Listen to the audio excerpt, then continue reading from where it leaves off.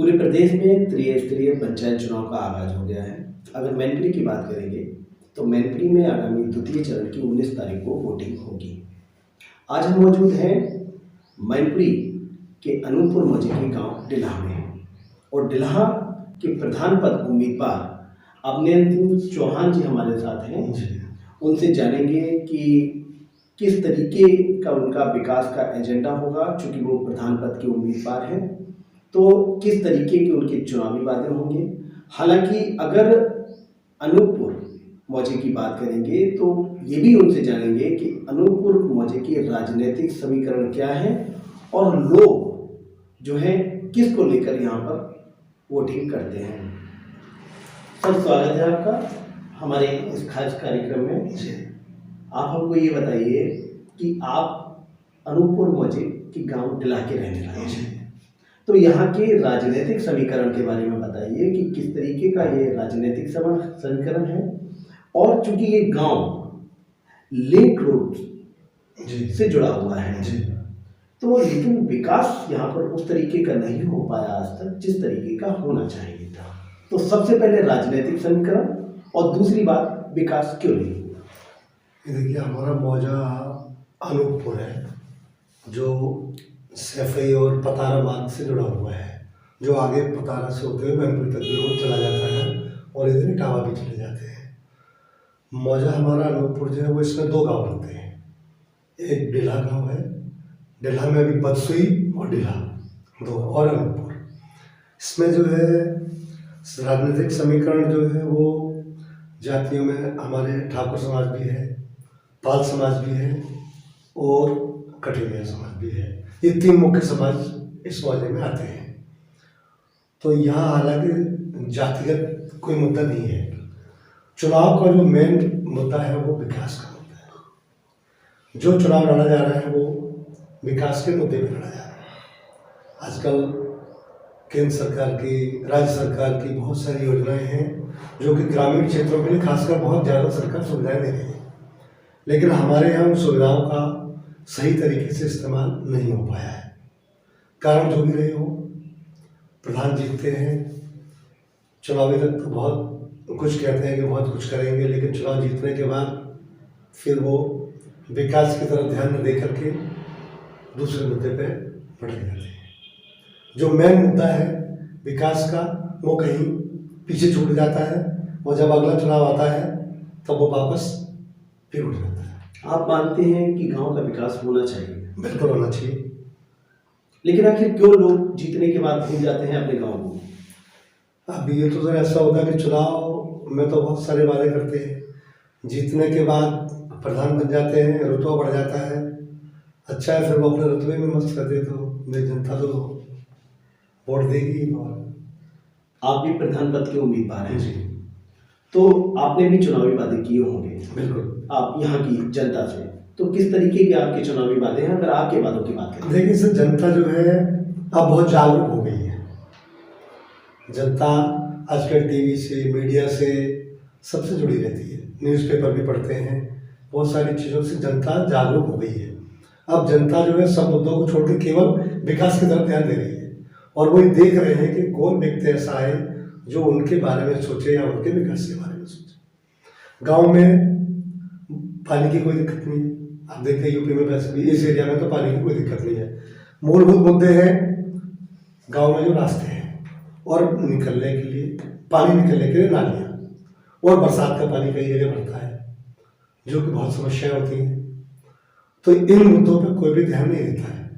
मेरी ऐसी प्रायोरिटी रहेगी कि सबसे पहले तो हमारे पूरे दोनों गांव में सही व्यवस्थित रास्ते होने चाहिए और पानी निकलने के लिए समुचित नालियाँ हों। तीसरी चीज, लाइट हमारे यहाँ है, खंभे लगे हुए हैं, लाइट भी आती है, लोग इस्तेमाल भी करते हैं, लेकिन हमारे यहाँ खंभों पे स्ट्रीट लाइट कहीं भी नहीं है। लोग अपने घरों में तो लाइट जलाएंगे, लेकिन जो रास्ते हैं वहाँ अंधेरा पड़ा रहता है। सुरक्षा की दृष्टि से भी वो अच्छा नहीं है। अगर हम स्ट्रीट लाइट लगवा दें तो कम से कम हमारे गाँव में रोशनी रहेगी और लोग अपने को सुरक्षित महसूस करेंगे। दूसरी चीज़, हमारे गांव में खेल का मैदान नहीं है। कहीं बच्चे खेलना चाहते हैं, वॉलीबॉल खेलना चाहते हैं, कहीं ऐसी व्यवस्था नहीं है। क्रिकेट खेलना हो तो उसके लिए उनको दूसरे गांव में खेलने जाते हैं। मैं देखते रहता हूँ कई बार जब देखता हूँ कि क्रिकेट खेलने के लिए दूसरे गांव चले जाते हैं, उसके बाद हमारे गांव में कोई ऐसा सामुदायिक भवन नहीं है जहाँ लोगों की शादियाँ हो सकें, बारात हो सकें, या कोई भी ऐसा जो सार्वजनिक कार्यक्रम होता है जहाँ वो कर सकें। सबके पास गांव में जगह नहीं होती है, कई लोगों के पास बिल्कुल भी जगह नहीं है। तो जब उनके यहाँ कोई कार्यक्रम होता है तो वो दूसरे की जगह देखते रहते हैं। दूसरे लोग, किसी के पास इतनी जगह नहीं होती कि वो बहुत बड़ा कार्यक्रम कर पाए। तो मेरी ये प्रायोरिटी हमारे दोनों गांव में कम से कम एक सामुदायिक भवन ऐसा हो कि जिसमें लोग अपने सार्वजनिक कार्यक्रम कर सकें, और खेल का मैदान हो। अस्पताल अगर किसी को जाना है तो कराया जाएगा, सैफई जाएगा, हालांकि काफ़ी दूर नहीं है, लेकिन फिर भी हर ग्रामीण के पास जाने की सुविधाएं नहीं होती हैं। तो मैं चाहता हूं कि मेरे गांव में छोटा सा एक अस्पताल भी हो जहां लोग जो स्टार्टिंग उनको जो फर्स्ट एड मिलना चाहिए कम से कम वो तो मिले। तो यही सब मेरी प्रायोरिटी है। तो मैं चाहता हूं कि विकास हो और हमारा गांव एक आदर्श पंचायत में तब्दील हो। आप अनूपपुर मौजे के डिल्हा गांव के रहने वाले हैं। कई वर्ष पहले आप भी शिक्षा के लिए यहाँ से बाहर चले गए थे जी। तो उस पर थोड़ा प्रकाश डालिए, आप कहाँ गए थे, उसके बाद फिर दोबारा आप क्यों गांव में आए? मैं एक्चुअल में मैंने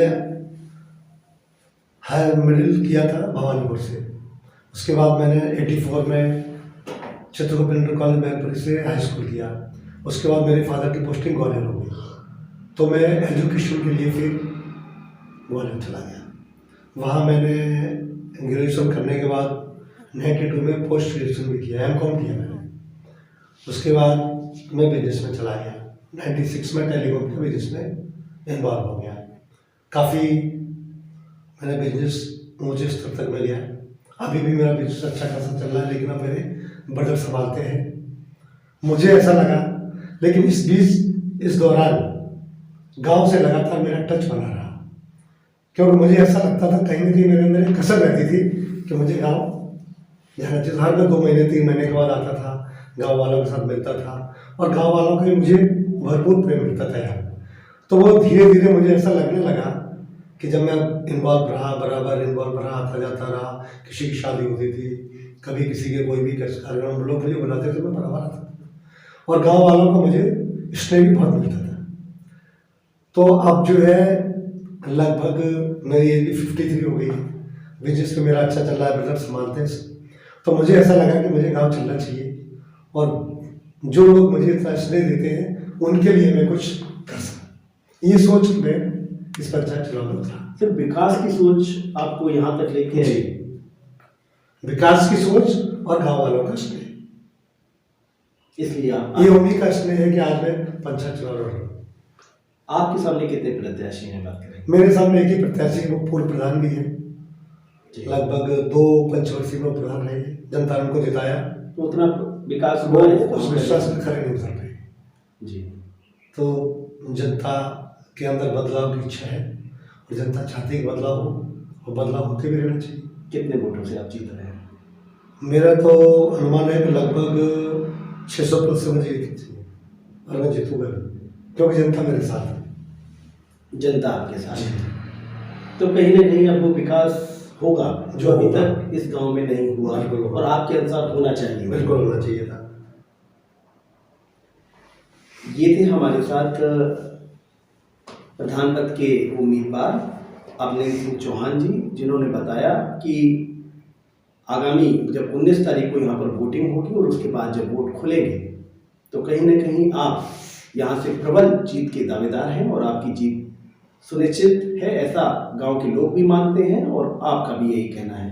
हालांकि ये तो वक्त बताएगा कि कितने वोटों से आपकी जीत होगी, लेकिन फिर भी अगर बात करेंगे विकास की तो कहीं ना कहीं आपका सिर्फ यही कहना है कि आप चूंकि बाहर जाने के बाद दोबारा गांव में आए हैं, तो जब आपके सिर जीत का ताज होगा और आप प्रधान यहाँ से होंगे तो कहीं ना कहीं अब इस गांव का विकास होगा और इस विकास में गांव का समुचित विकास अब होने वाला है।